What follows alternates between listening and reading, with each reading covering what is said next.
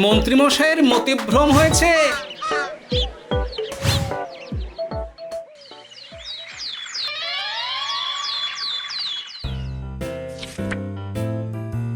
তুমি এখন এখানে বসে কি করছো? এই যাও যাও যাও, রাজসভায় যাও। মহারাজকে গিয়ে জানাও যেন তোমায় রাজসভা থেকে বের না করে দেন। আরে সকাল সকাল কি শুরু করলে বলো দেখি? এখন তো রাজসভায় যাওয়ার সময় হয়নি। মহারাজ কেনই বা আমায় রাজসভা থেকে বের করে দেবেন তাও তো বুঝতে পারছি না। আজ ভোরে না আমি স্বপ্ন দেখেছি যে ওই ওই গোপাল ভাঁড়ের জন্য তোমার রাজসভার চাকরি গেছে, আর আমরা দুজনে কৃষ্ণনগরের রাস্তায় রাস্তায় ভিক্ষে করে বেড়াচ্ছি। সারাদিন খালি গোপাল গোপাল আর গোপাল। এখন দেখি সে স্বপ্নেও হানা দিচ্ছে। এইসব ভুলভাল চিন্তা ভাবনা ছেড়ে নিজের কাজ করো দেখি, যাও। আমার কেমন ভয় হচ্ছে জানো, সবাই বলে ভোরের স্বপ্ন নাকি সত্যি হয়। আর অমনি তুমি তাদের কথা বিশ্বাস করে নিলে। আরে আমি কি এমনি দুশ্চিন্তা করছি নাকি? এমনি গোপাল তোমার যখন তখন সবার সামনে অপদস্থ করে। মহারাজও তোমাকে অনেক কথাই শোনান, তাই আমার তোমাকে নিয়ে না খুব চিন্তা হয় গো। ঠিক আছে, তোমার যখন এত চিন্তা, আজই ওই গোপালের একটা বিহিত আমি করবই। এই আমি তোমায় কথা দিলাম। এখন খেতে দাও, খেতে দাও, আমাকে রাজসভায় যেতে হবে। তাই যেন হয়।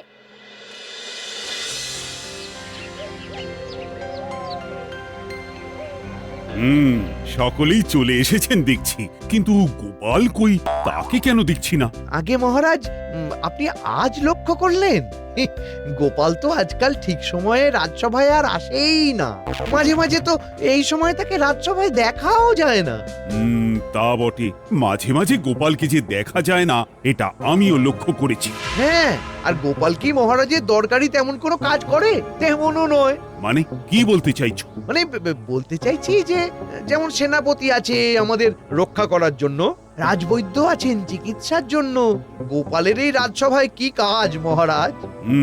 এ কথা সত্যি যে গোপালের সেই অর্থে রাজসভায় কোনো কাজই নেই। তবে গোপাল সময়ে অসময়ে অনেকবার আমাদের সঠিক বুদ্ধি দিয়ে বাঁচিয়েছে। সে তো অবশ্যই, সে তো অবশ্যই। কিন্তু এখন আর গোপালের বুদ্ধির আপনার কি দরকার আছে? আর আমরা তো আছি, তাই আপনি গোপালের রাজসভায় থাকা সম্পর্কে একবার ভেবে দেখতে পারেন।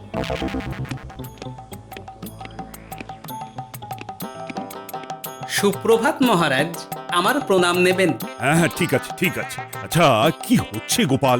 আজকাল রাজসভায় তোমাকে আর সঠিক সময় দেখতেই পাওয়া যায় না। তা কোনো নতুন কাজ শুরু করেছো নাকি? ক্ষমা করবেন মহারাজ, আসলে এখন আর আমার বুদ্ধির দরকার পড়ছে না, তাই দেরি করেই আসছি মহারাজ। বাহ বাহ বাহ, বেশ ভালো কথা বললে তো। যখন বুদ্ধির আর দরকারই পড়ছে না মহারাজ, তাহলে কিছুদিন গোপালকে না হয় তার কাজ থেকে অব্যাহতি দিন। গোপাল বরং নিজের কাজ করুক কিছুদিন। কি বলো তবে গোপাল? কিছুদিন না হয় তুমি বাড়িতে বিশ্রাম নাও, আবার আমাদের যখন বুদ্ধি কম পড়বে তোমাকে ডাকবো, তখন এসো। আচ্ছা মহারাজ।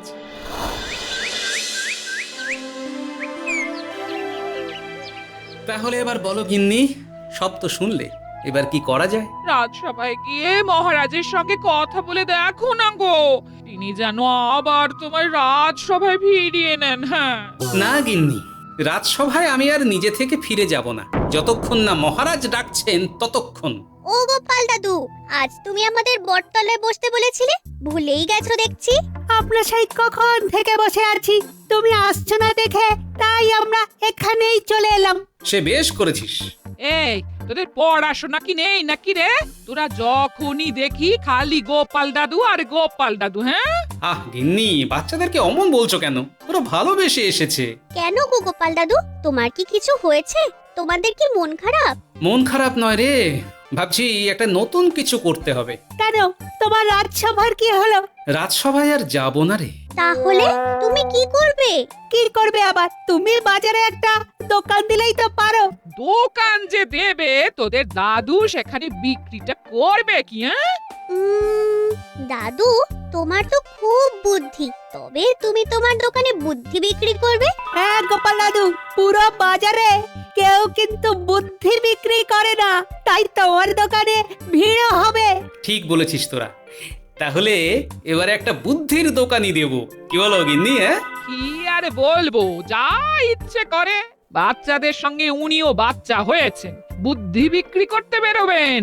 কে কিনবে শুনি তোমার বুদ্ধি? হ্যাঁ? কিনবে গিন্নি, কিনবে। সবাই এই গোপালের বুদ্ধি কিনবে, দেখে নিও।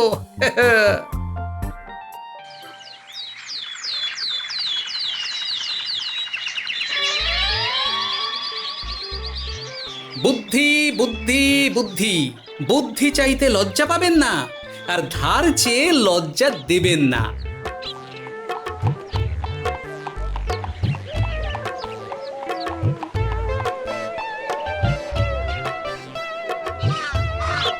আপনি বুদ্ধি বিক্রি করছেন দেখে বেশ অবাক হলাম। এমন দোকান আমি আগে কোনোদিন দেখিনি। শুধু আপনি কেন পথিক মশাই, এমন দোকান এই দেশে কেউ কখনো দেখেনি। সে হয়তো সত্যি। আপনি তাহলে আমাকে একটা বুদ্ধি দিয়ে সাহায্য করুন। বলুন তবে, আপনার কি সমস্যা? আমি অনেক দূর থেকে আসছি, পথে ডাকাতদের থেকে বেঁচে পালাতে গিয়ে আমার জিনিসপত্র সব খোয়া গেছে। আমার কাছে দুজনের খোরাকের পর্যাপ্ত মোহরও নেই। আপনি আমায় একটা বুদ্ধি দিন, যাতে আমার ক্ষুধা আর তৃষ্ণা দুই মেটে, আর আমার ঘোড়াটাও কিছু খেতে পায়। আপনি আমাকে 2 মোহর দিলে আমি আপনাকে একটা বুদ্ধি দিতে পারি। আপনাকে 2 মোহর দিলে আমার কাছে আর 3টে মোহর পড়ে থাকবে। আমার বাড়ি ফিরতে 2 মোহর লাগবে। এই একটা মোহরে আমি কি কিনে খাবো, আর ঘোড়াকেই বা কি খাওয়াবো? ওই 1 মোহরই হবে। আপনি ওই পাশের দোকানে গিয়ে ওই একটা মোহর দিয়ে 2টো তরমুজ কিনুন। তরমুজের লাল শস্য খেলে আপনার ক্ষুধা তৃষ্ণা 2 মিটবে, আর খোলাগুলো ঘোড়াকে খাওয়ালে তারও পেট ভরবে। দেখাই যাক তোমার বুদ্ধি কাজ করে কিনা।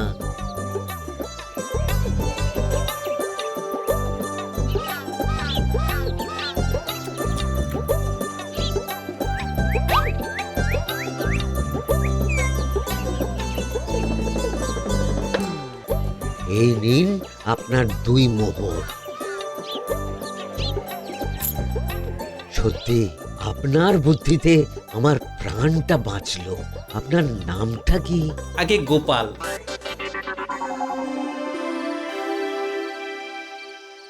এই নাও গিন্নি, আজকে রায় 2টো মোহর। প্রথম দিনের হিসেবে মন্দ নয়, কি বলো? হ্যাঁ, হ্যাঁ হ্যাঁ, ওই আর কি। শোনো গিন্নি, ওই তোমার যে গয়নাগুলো আছে না, আমি একটু দাও তো। গয়না? গয়না মানে তো ওই কটা রূপোর গয়না? হ্যাঁ হ্যাঁ, ওগুলোই লাগবে। কিন্তু কেন, কি করবে? কাল সকালে তোমায় বলবো।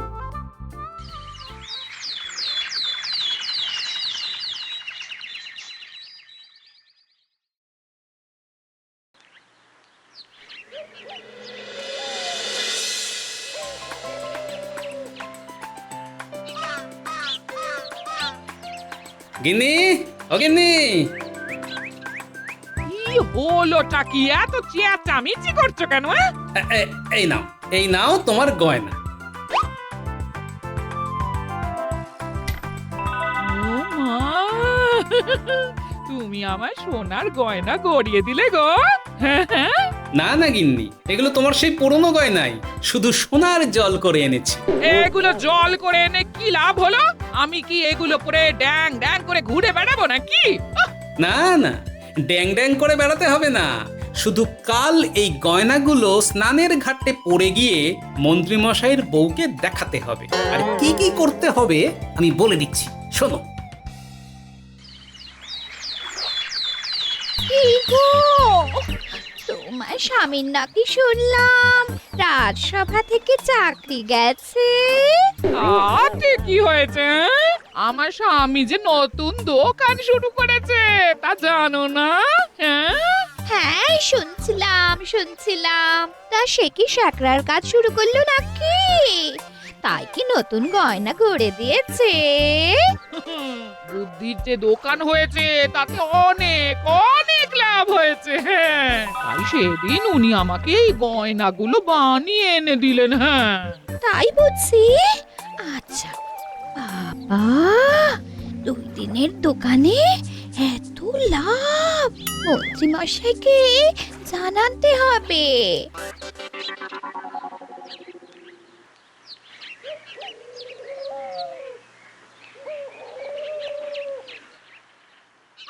এই গোপালকে রাজসভা থেকে বের করে কি করলে? তার বউ যে এখন সোনার গয়না পরে ঘুরে বেড়াচ্ছে গো। কেন, তুমি আবার তাকে কোথায় পেলে? গোপালের বউ আজকে স্নানের ঘাটে না সোনার গয়না পরে এসেছিল। সে বলছিল ওই দোকান থেকে গোপাল তাকে অনেকগুলো সোনার গয়না বানিয়ে দিয়েছে। কি বলছো গিন্নি? 2 দিন দোকান করে গোপাল এত গয়না বানিয়ে দিল? তুমি তো আমার সোনার গয়না বানিয়েই দাও না, আমাকেও সোনার গয়না বানিয়ে দিতে হবে। দাঁড়াও দাঁড়াও দাঁড়াও, মেলা ঝামেলা করছো কেন? আমি আজকে বিকেলেই বাজারে গিয়ে গোপালের সঙ্গে কথা বলবো, আর তোমার গয়নারও ব্যবস্থা করে দেবো। দেখো দেখো, তাই যেন হয়।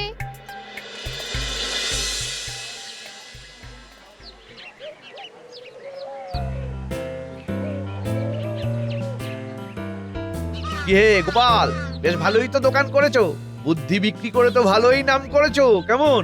আগে আপনার দয়াতেই তো এটা সম্ভব হলো মন্ত্রী মশাই। তাহলে এইবার আমাকেও একটা বুদ্ধি দাও। বুদ্ধি সে দিতে পারি, তবে আমাকে 1 মোহর পারিশ্রমিক দিতে হবে। সে ঠিক আছে, আমি তোমাকে 2 মোহর দেব।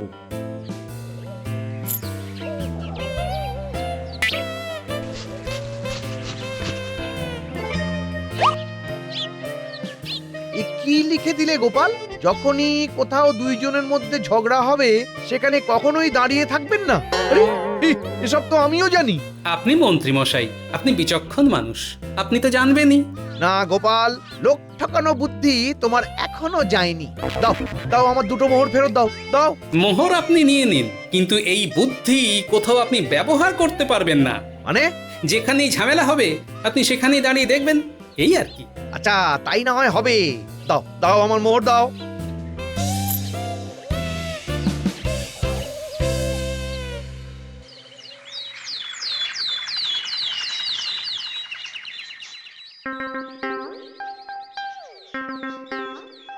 আমি বলছি সিংহ বসানো হবে। সিংহ দুয়ার মানে কি? যে দুয়ারের উপর সিংহ থাকে। কিন্তু আমাদের প্রতীক হলো বাঘ, তাই দরজার উপরে বাঘই থাকবে। আহ মহারাজ, আপনার কথার কোনো যুক্তি আমি খুঁজে পাচ্ছি না। সিংহ রাজাদের শৌর্যের প্রতীক, তাই সিংহই বসবে। না না, বাঘই বসবে, সিংহই বসবে, বাঘই বসবে। সিংহই বসবে। গোপালের কথা না মেনে কি যে জ্বালায় পড়লাম। এখন রানীমার কথা শুনলে মহারাজ রেগে যাবেন, আর মহারাজের কথায় সায় দিলে রানীমার কোপে পড়বো। আমাকে এরা আগা থেকেও কাটবে আর গোড়া থেকেও কাটবে। কি হলো মন্ত্রী, তুমি বলো, রাজপ্রাসাদের মূল ফটকের ওপর কি থাকবে? হ্যাঁ বলো মন্ত্রী, কি থাকবে? সিংহ না বাঘ? আমাকেই বসিয়ে রাখুন, কারণ আমার তো কোনো তীরেই ঠাঁই হবে না। কি হলো মন্ত্রী, কিছু বলছো না কেন? আগে মহারাজ, আমার না সকাল থেকেই পেটটা কেমন কেমন করছে, এখন আবার ব্যথাটা বেড়েছে। আমি আমি বাড়ি যেতে চাই মহারাজ। কিন্তু এই প্রাসাদের দরজায় কি হবে? বাঘ না সিংহ কি বসবে?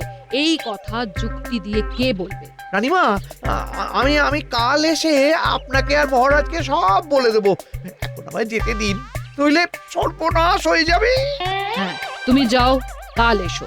আমি বলছিলাম মহারাজ, সিংহই বসবে দরজায়।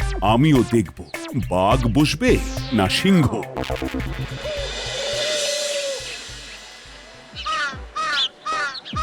আরে মন্ত্রী মশাই, আপনি এত তাড়াতাড়ি আমার দোকানে ফিরে এলেন যে? আর কি বলি গোপাল, আমি পড়েছি জ্বালায়। তোমাকে কথা দিলাম যে তোমার বুদ্ধি ব্যবহার করব না, আর আমি ফেসে গেলাম মহারাজ আর রানীমার মাঝে। তাহলে এখন আপনার কি অবস্থা মন্ত্রী মশাই? আপনি কোন দলকে বেছে নিলেন, মহারাজ না রানীমা? আমার অবস্থা তো শাঁখের করাতে কাটার মতো, যেভাবেই হোক না কেন ক্ষতি হচ্ছে আমারই। এখন তাহলে আমার করণীয় কি? তুমি আমাকে একটা বুদ্ধি দাও, নইলে আমি এবার মাঠে মারা করব গোপাল। তুমি আমায় বাঁচাও। কিন্তু এইবার তো আর 2 মোহরে হবে না মন্ত্রী মশাই, এখন যে 20 মোহর লাগবে। হ্যাঁ, তুমি তাই নাও, তাই নাও। আমাকে আমাকে একটা বুদ্ধি ভাবতে দাও।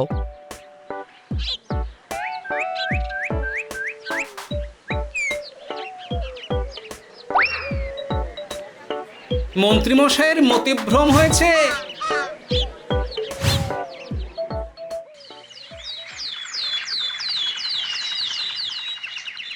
এ কি, মন্ত্রীও দেখছি গোপালের মতোই দেরি করে রাজসভায় আসা শুরু করেছে।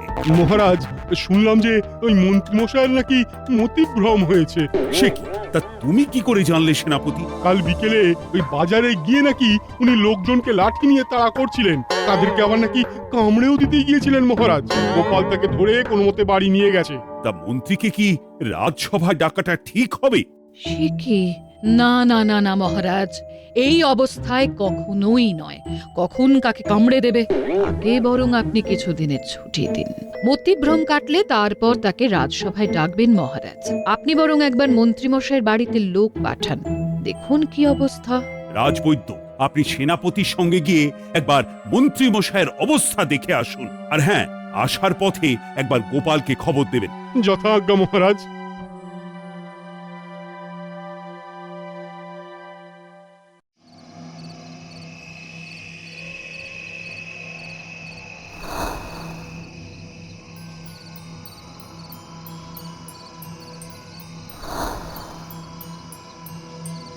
গোপাল, আরে ও গোপাল! আরে মন্ত্রীমশাই, আপনি এই গরিবের বাড়িতে, তাও আবার ছদ্মবেশে? হ্যাঁ গোপাল, এইভাবেই আসতে হলো। তোমার বুদ্ধিতে আমি আপাতত বেঁচে গেছি। সে তো খুশির খবর মন্ত্রীমশাই। কিন্তু মহারাজ আজ বাড়িতে রাজবৈদ্য আর সেনাপতিকে পাঠিয়েছিলেন। রাজবৈদ্য মনে হয় আমাকে সন্দেহ করেছে। এখন কি উপায়? হ্যাঁ, তারা আমার বাড়িতেও এসেছিলেন। সেসব ছাড়ুন, এখন যে উপায় বাতলে দেব তার জন্য কিন্তু 50টা মোহর লাগবে। সে তো দিতেই হবে। যে গোলক ধাঁধায় আমি পড়েছি, আমাকে একমাত্র তুমিই বাঁচাতে পারবে গোপাল। মন্ত্রীমশাই, আপনি একেবারে শান্ত হয়ে বাড়িতে বসে থাকুন, কোনো জায়গায় বেরোবেন না, কারো সঙ্গে কথা বলবেন না। কিন্তু মহারাজ বুঝতে পারলে? সঠিক সময় এলেই আমি জানাবো আপনাকে, তখন মহারাজকে সবটা বললেই তিনি আপনাকে ছেড়ে দেবেন। তাহলে সেই মতোই করি।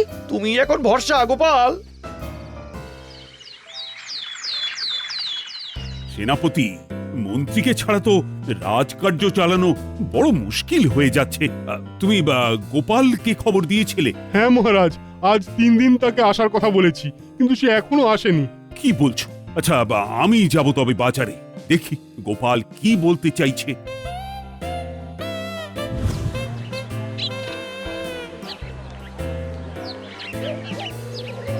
প্রণাম হই মহারাজ।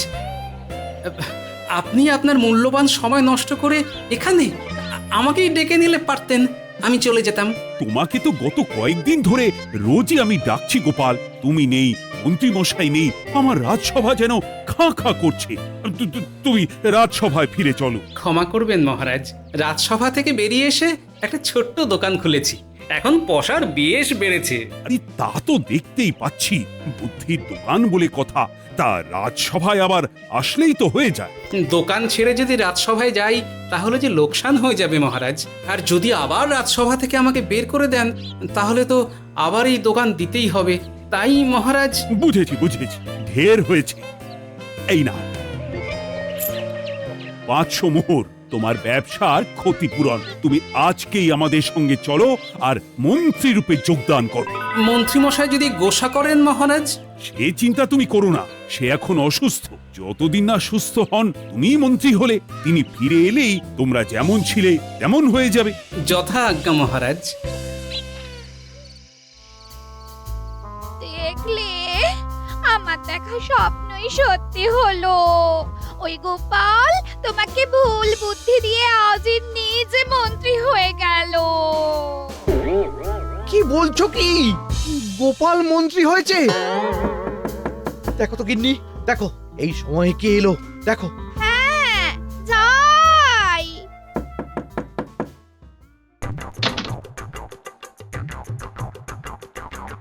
কি গোপাল, তুমি আমাকে এমন ভাবে ঠকালে? আপনি আমায় ভুল বুঝেছেন। নিজে মন্ত্রী সেজে আমাকে দেখাতে এসেছো, আমাকে ঠকিয়েও তোমার লজ্জা নেই? আমার এই মন্ত্রিত্ব পাওয়া আপনার মন্ত্রিত্ব ফিরিয়ে দেওয়ার জন্যই মন্ত্রীমশাই। মানে কি বলতে চাইছো? আপনি আমাকে রাজসভা থেকে বের করে দিয়েছিলেন, কিন্তু আমি আপনার সঙ্গে সেই কাজ করিনি, শুধু আপনাকে একটু শিক্ষা দিতে চাইছিলাম।